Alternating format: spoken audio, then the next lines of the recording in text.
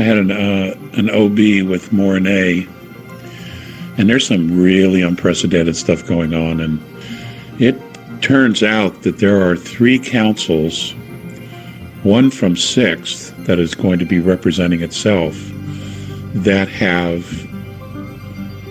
summoned Anu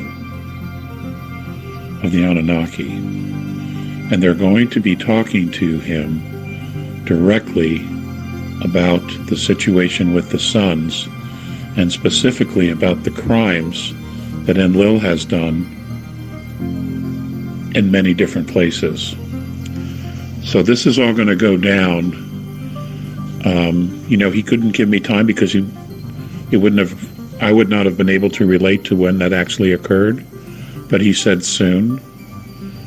The appointment or the meeting has been accepted by Anu.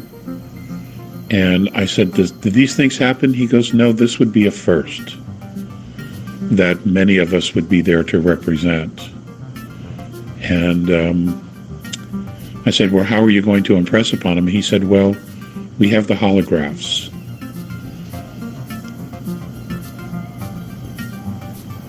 And we're going to ask the Father to intervene. And if he does not, then we're going to intervene. That's basically the choices he's going to have. So, wow.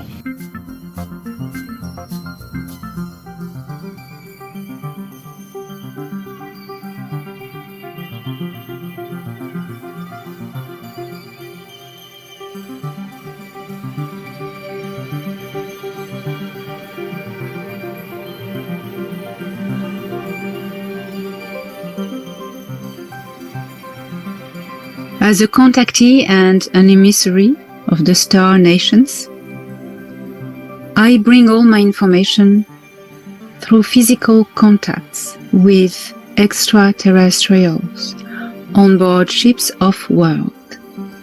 I also bring information through technology. Also, I do not do channeling or downloads. All is physical and technological experience.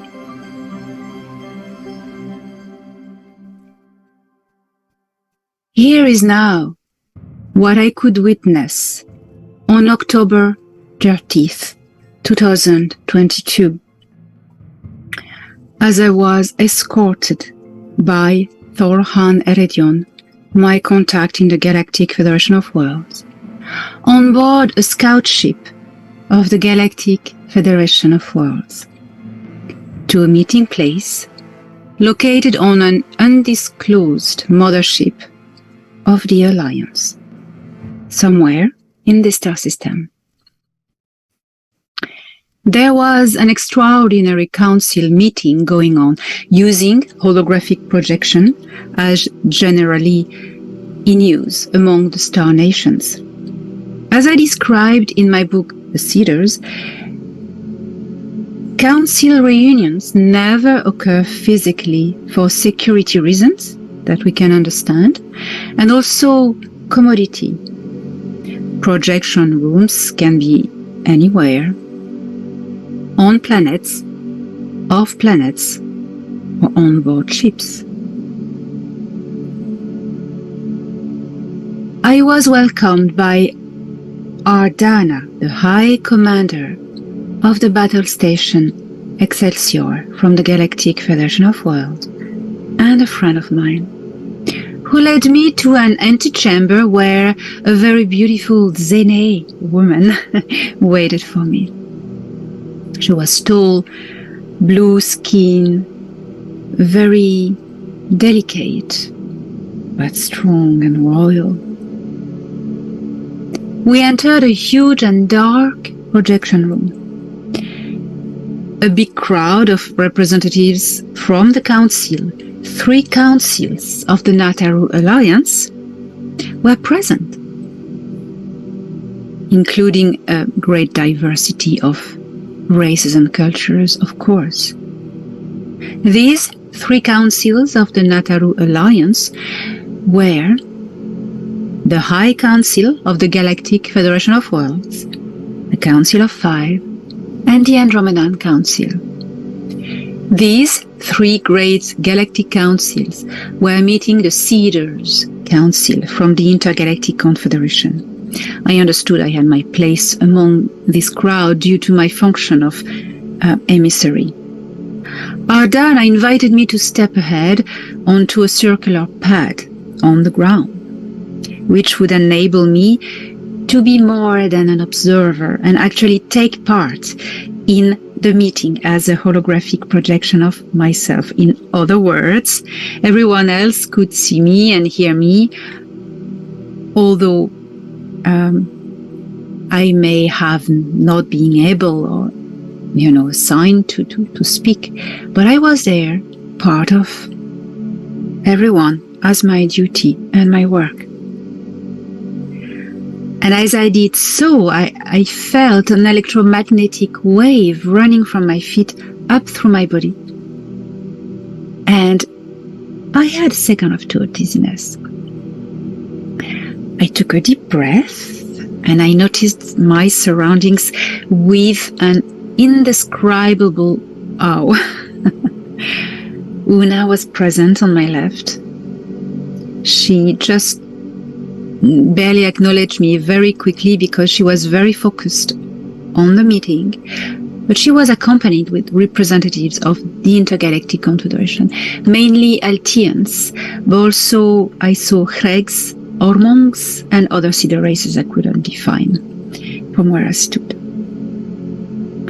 The projection hall was divided into two factions, one on either side. On one side, on my left, was the Alliance, the Nataru Alliance, and the Intergalactic Confederation. And on the opposite side, on my right, the enemy's representative faction leaders. Ooh, a nervous shiver really ran through my body when I realized who was there on the right, I sense also Anax in the good crowd there with the Council of Five, but a bit far away from me to interact, but he was there too. Everyone was represented. And in the center,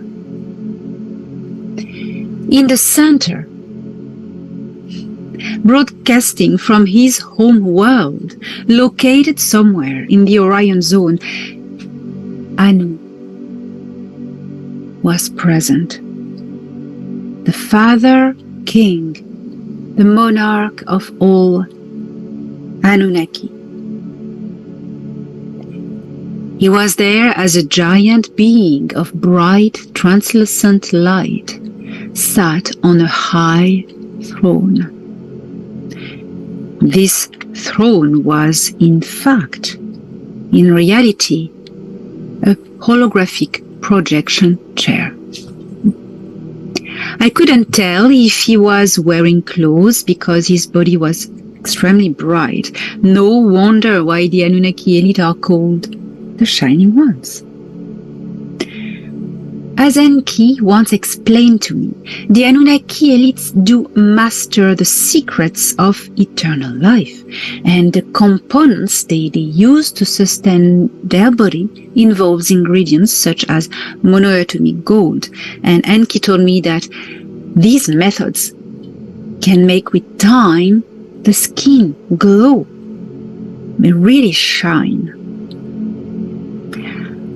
Anu was moving a lot, stepping down and back on his seat, walking around with large moves. He had a long, elongated skull and bright blue eyes. He was magnificent and looked massive. Visually, he measured, I think, about 12 feet high, but I do not know, if it was his real size or magnified effect from the holographic projection, because Enki is not that tall. It's very tall, but not 12 feet high. But with people, you can have different heights and sizes in the same race, So either sides of the Father's throne really reminded me of the biblical abductions stories, such as Enoch, when he sees God on his throne and the angels either sides, and it was the same settings in this projection meeting hall. There was the main seat where Anu was, and this seat was a bit more elevated, and on the sides, the two opposite factions of the council, So there were these two factions, and at Anu's right hand, so my left, because I was facing him, was Enki in a blue robe, sat in a large chair, standing alongside the Alliance. On Anu's left hand, on the other side, my right, was Enlil, in a yellow jumpsuit with black stripes on the side of its arms. He was attached to a seat by a collar and braces at his wrists and ankles. And I could finally see what Enlil looks like. And, he was strikingly different from Enki. You could clearly tell them apart.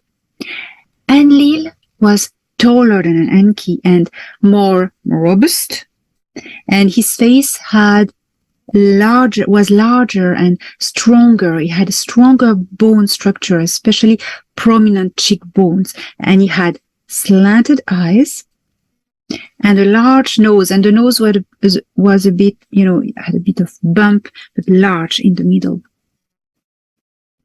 It was really different. So I couldn't tell the color of his eyes really. Maybe bronze or gold, something like this. His skin was clear brown, a little bit tanned. Enki's skin is paler, and he's more thinner,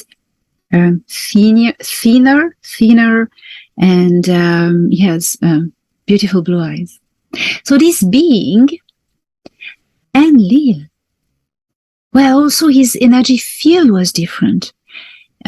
He radiated eons of power and military leadership. You could really feel and sense to this what was coming out of him. But for now, I have to say, he looked as he was tied as a prisoner and quite a little bit resentful and pissed off, I'd say. So standing in the center of the hall now, there was the herald of the Galactic Federation of Worlds, of the High Council. It's the Tengri, described in my last book, the Tengri I met already when I assisted High Council meetings. So this Tengri herald was enumerating the list of all misdeeds of Enlil's and his followers, while in the same time there was an animated holographic display. It was ahead of the Tengri, a little bit up, that everyone could see. So that was showing what the Tengri was describing, and it was showing scenes like the sequences of a long movie. So when I arrived, this list had been going on for, I was told, 6 Earth hours already. All names were named from the dawn of history. ETs and Earthlings involved in these misdeeds through history since the start. Since 372,000 years BC. Oh my God. So when you think about it, 6 hours are short. You don't have the time to, say all these things, enumerate all these things in only 6 hours. But time runs differently up there. Something which is very interesting is that I also noticed that Earth leaders from the Earth Alliance, that are commonly called White Hats, were present as well. But I was strictly asked, I'm very sorry, by Ardana not to name them. Nonetheless, anyone is welcome to guess. Galactic Federation of Worlds style of disclosure. And these Earth leaders from the Earth Alliance, the White Hats, were on Enki's side of the room, at the right hand of Anu. I learned that at some point, Anu never wanted to get involved in anything Enlil was doing on Earth, because he was tired of Enlil provoking conflicts constantly. That is the reason why Anu left the star system prematurely at the time. Some records, some true artifacts and texts from ancient times, from ancient cultures, mention this episode of the history of humankind. And these artifacts are carved in stone inside of pyramids, written on papyrus, carved on clay tablets. It's physical artifacts that you can find in museums or historical sites in Egypt and Mesopotamia and other places as well throughout the world. These records mention this episode of history of humankind when the father figure of the gods, tired with all the custodian conflict, left Earth to go back to Orion and, of course, pyramid texts, Turin papyrus, and other artifacts. And when he left, Anu let his two sons debate about the ownership of this planet. Well, the good old Ra is back, summoned by the Intergalactic Confederation. You know these old stories of the god Ra leaving the earth and letting the custody of earth to his two sons is also depicted in the Sumerian king list as well. It's the story of Seth and Osiris, Poseidon and Zeus, Loki and Thor, and Krishna and Shiva. You know, it's everywhere around the world. So now the father is back. The great king is back of them, summoned by the Intergalactic Confederation. Seemingly, only the Intergalactic Confederation can summon Anu. You know why? It's because the Intergalactic Confederation represents a higher hierarchy above the Anunnaki. The Galactic Federation of Worlds never had this power because they are on an equal level with the Anunnaki regarding galactic laws. I was impressed to notice on Enlil's side the projection also of a tall Sikaar reptilian being. He was absolutely massive. Probably one of their captured leaders. He was massive and had an impressive line of teeth that I believe were like a double row. Like there was a long one inside and a shorter one in the outside. Also, his skin was like a crocodile skin, greenish brown, and he wore clothes, like jumpsuit. It was a very, shiny black jumpsuit. And he also had impressive bat-like dark olive green wings that were tied in his back by metal clips. And he had a prisoner's collar as well, same as Enlil. And he was responding also for a lot of terrible things, obviously. I was wondering what this reptilian being was doing there, who he was. I understood he was an important enemy character and formerly involved in the deep state on Earth, of course, at a high degree, probably.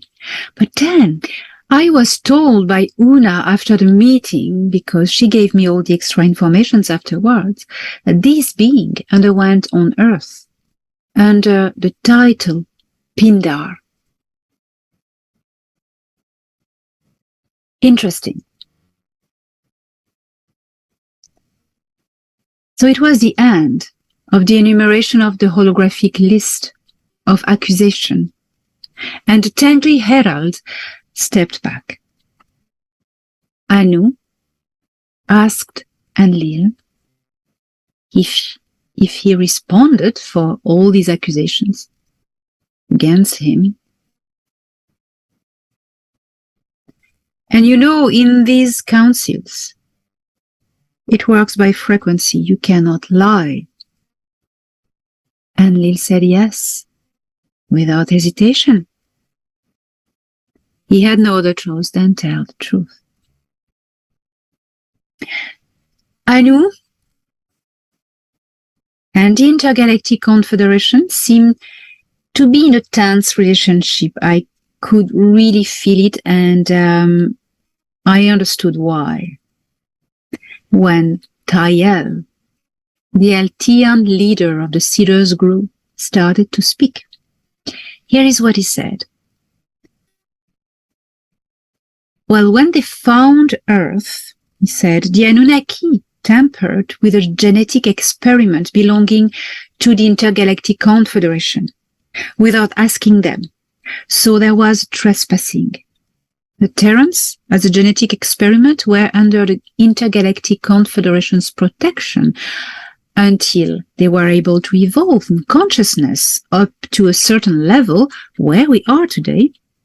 Now the process has begun, and many of the Terrans have shifted into a 5D construct of consciousness, and the percentage is significant enough. Humans of Earth are progressively standing for themselves. They are also claiming their freedom, and you are about to stand as a free race and a free culture, in front of the galactic community and the intergalactic community. The Terrans, you, are becoming an independent, interstellar culture, and it changes the game.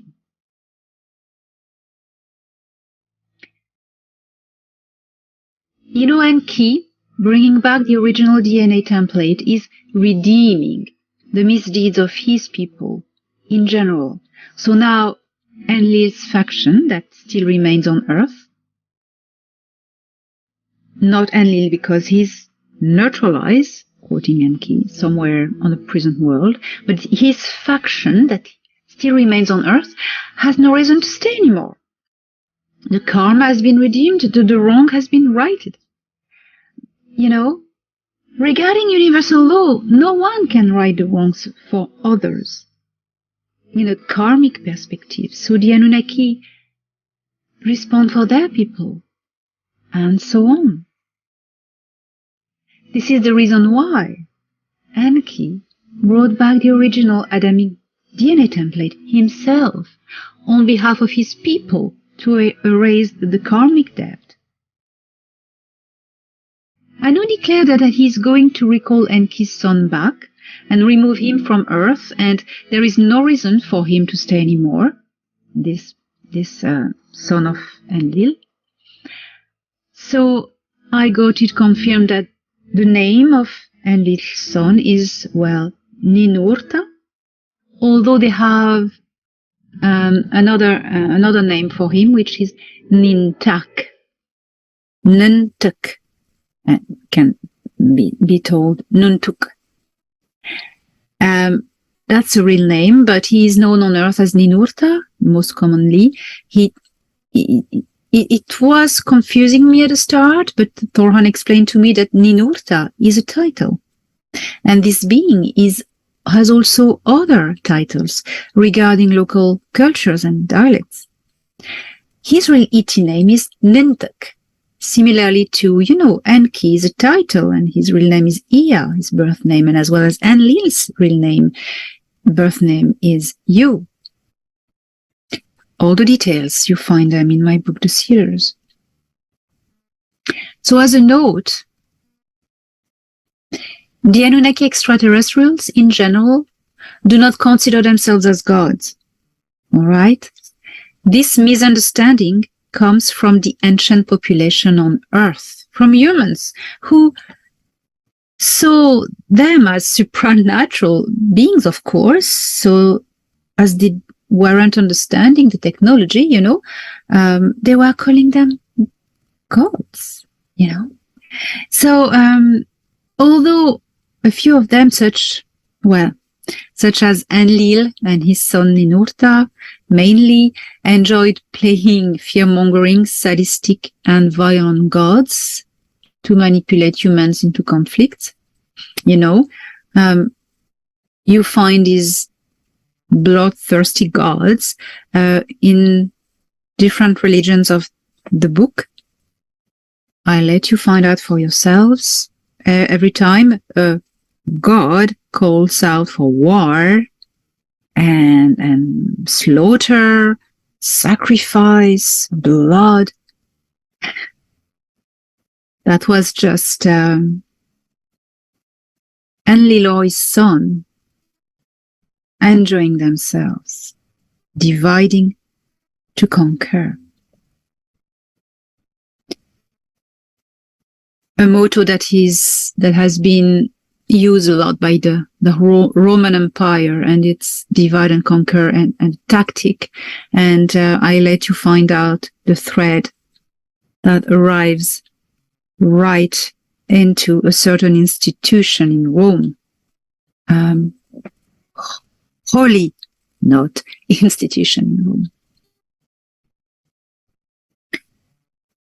So manipulating humans into conflict, it was easier to control them then, and as long as they have been fighting among themselves, humans of Earth never united to turn against the real enemy.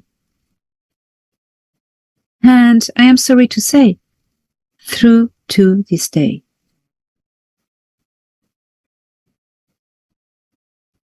So to resume what I have learned when attending this extraordinary council, Enlil was arrested last Earth year, and he is now judged for crimes infringing intergalactic laws. This date of when he was arrested coincides with the return of Enki into the solar system last year in September 2021 on board the Nibiru ship, of which he has the ownership now. The head reptilian elite of the Illuminati was also arrested, the Pindar reptilian. Now, at the request of the Intergalactic Confederation, Enlil's son Ninurta is about to be removed by Anu, who has higher authority above Ninurta. Coincidental events with the awakening of the sleeping giants everywhere on Earth, who will be beneficial to humanity? If Enlil hadn't decided to tamper with a genetic experiment already under the custody of other ETs, and these ETs are the Intergalactic Confederation, and they are part of a superior grade regarding the laws of this universe. Well, if Enlil hadn't ordered this council, which I had the honor to attend, wouldn't have happened. There are going to be some changes on Earth.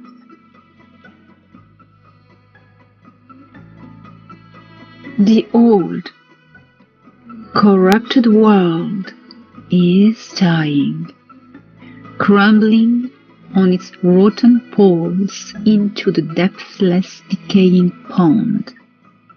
As a human on Earth, it is an honor and a privilege and a responsibility to have chosen to incarnate into these biblical times.